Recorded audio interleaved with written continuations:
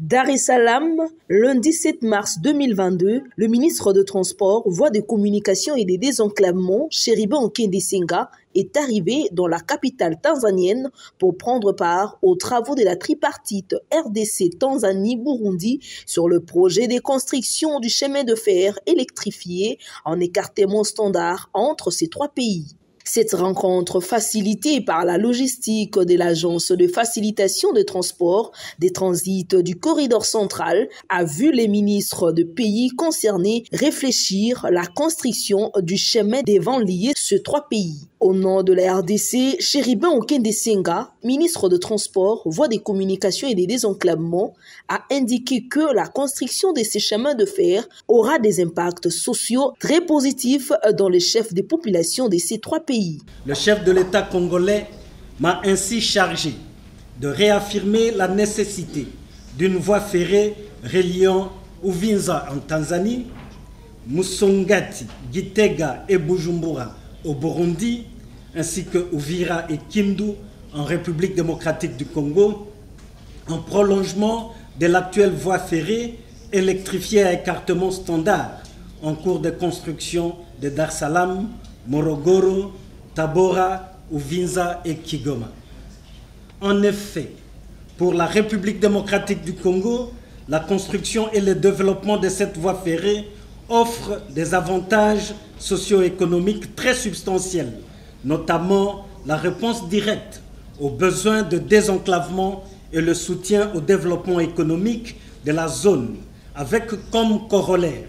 l'augmentation de la capacité de transport de produits de masse, entendez le produit minier, industriel et agricole,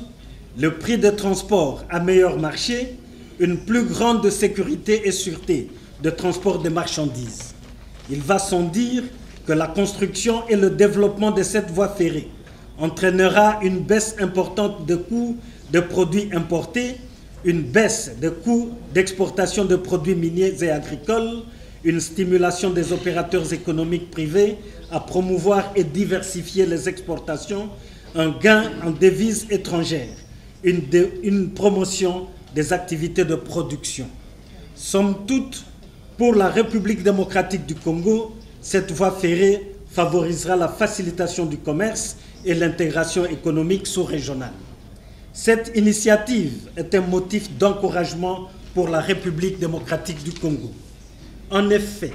pour mon ministère, l'expérience tanzanienne doit faciliter l'adoption des normes et spécifications techniques communes pour la construction de ce chemin de fer et la mise en place effective d'un système multimodal intégré afin d'en assurer une exploitation sans faille et de soutenir les facilitations. Il est donc temps pour le comité ministériel de fixer les mécanismes concrets de coopération et de collaboration pour la conception technique optimale de la ligne ferroviaire envisagée en conformité avec celle qui est en construction en Tanzanie, ainsi que la proposition des modèles de financement. La République démocratique du Congo entend tirer profit des avancées réalisées par la Tanzanie et le Burundi en ce qui concerne la réalisation des études de faisabilité technique et financière, ainsi que les études d'impact environnemental et social permettant de disposer des données et des instruments de décision pour faciliter la mobilisation du financement, la mise en œuvre du projet et la gestion des infrastructures ferroviaires proprement dites. Mon gouvernement attache une importance capitale au développement conjoint de ce projet intégrateur du chemin de fer à écartement standard. Avec plus de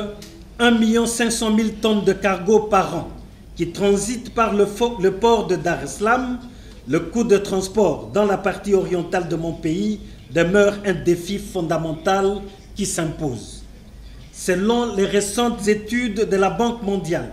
un conteneur de 40 pieds rendu au port de Dar es Salaam, en Tanzanie, coûte environ $2 000 américains pour le transport maritime et rendu jusqu'à Bukavu ou Goma.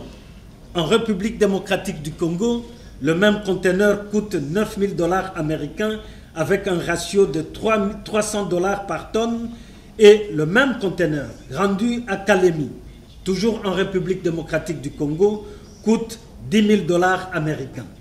La connexion de ce chemin de fer avec l'Est de la République démocratique du Congo va impacter positivement le développement économique et social. Au-delà de ce projet, il y a lieu d'observer qu'il existe encore tant d'autres opportunités de projets intégrateurs qui montrent que nos pays peuvent mettre en place de nombreux projets de développement socio-économique sur la base de la mutualisation des potentialités dans le secteur des transports et voies de communication. Pour moi, le secteur des transports constitue la colonne vertébrale de nos économies respectives, à l'image du sang qui circule dans le corps humain pour le maintenir en vie. C'est dans le même ordre d'idées que mon pays a adhéré en 2016 à l'initiative de développement des infrastructures du corridor Nord, spécialement sous le volet ferroviaire, avec la possibilité de mettre en œuvre le projet du chemin de fer à écartement standard en connexion au projet du chemin de fer de l'Ouganda sur l'axe Aru, Mumbere, Buta, Bumba, long de 1217 km, et du projet de chemin de fer qui devra relier Buta, Kisangani, Ubundu et Kindu sur un linéaire de 915 km. Ces infrastructures du corridor Nord contribueront au désenclavement de la région par la jonction du corridor Nord au corridor central à partir de Kindu dans la province du Maniema en République démocratique du Congo. Dans cette perspective d'intégration harmonieuse, j'espère fortement que dans les années à venir, le port de Dar es Salaam en Tanzanie et de Mombasa au Kenya sur l'océan Indien seront reliés au port en eau profonde de Banana, dont les travaux de construction viennent d'être lancés dans la province du Congo central en République démocratique du Congo sur l'océan Atlantique par un réseau de transport multimodal. Au regard de ce qui précède, je tiens à vous rassurer que le gouvernement de la République démocratique du Congo, par ma voix, s'est résolu à soutenir toutes les recommandations et résolutions pertinentes qui seront issues de ces assises visant la concrétisation de ce projet de construction du chemin de fer électrifié à écartement standard Uvinza, Musongati, Gitega, Bujumbura, Uvira, Kindu, afin d'offrir à nos opérateurs économiques des facilités de transactions de nature à renforcer les échanges intra-régionaux et le commerce à l'échelon extra-africain. Ainsi, la signature par la République démocratique du Congo du mémorandum d'entente tripartite révisé sur ce projet constitue un pas décisif dans la mise en œuvre du processus de la construction effective du chemin de fer préconisé. Par conséquent, je voudrais enfin rassurer mes partenaires que mon gouvernement s'organise pour mettre à disposition une première tranche de l'enveloppe de 7 millions de $ requise pour le financement des études de faisabilité du tronçon ferroviaire électrifié à écartement standard Uvira-Kindu, long de 664 km dans une brève échéance. Je m'en voudrais de tenir mon adresse sans transmettre les remerciements sincères et fraternels de son Excellence, Monsieur le Président de la République démocratique du Congo, son Excellence Félix Antoine Tshisekedi Tshilombo, à son Excellence Madame Samia Suluhu Hassan, présidente de la République Sœur Unie de Tanzanie, et particulièrement en mon frère, le professeur Makame Mia Mbalawa, ministre des Travaux publics et des Transports de la République unie de Tanzanie, pour son invitation et l'hospitalité remarquable dont nous sommes l'objet, les membres de ma délégation et moi-même. Votre invitation et l'organisation de ces assises à Dar es Salaam est un acte qui démontre la place prépondérante que vous réservez à l'affermissement de la fraternité entre nos peuples, au développement socio-économique de notre sous-région et à la sauvegarde de bons rapports de voisinage entre nos États. Je réitère aussi l'expression de ma profonde gratitude à l'égard du secrétaire exécutif de l'Agence de facilitation de transport de transit du corridor central pour l'appui logistique mis à notre disposition en vue de la matérialisation de ces assises tripartites. Je félicite le comité des experts pour la qualité du rapport sur le projet,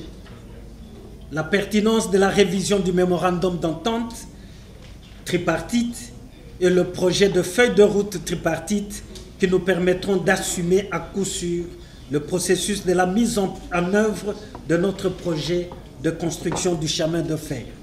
Une fois réalisés, ces chemins de fer devront relier les grandes villes de ces trois pays, dont Uvinja, Musongati, Gitega, Bujumbura, Uvira et Kindu, et devront faciliter la circulation des populations et de leurs biens. Signalant qu'un protocole d'accord a été signé par ces trois ministres de Tanzanie, Burundi et la RDC.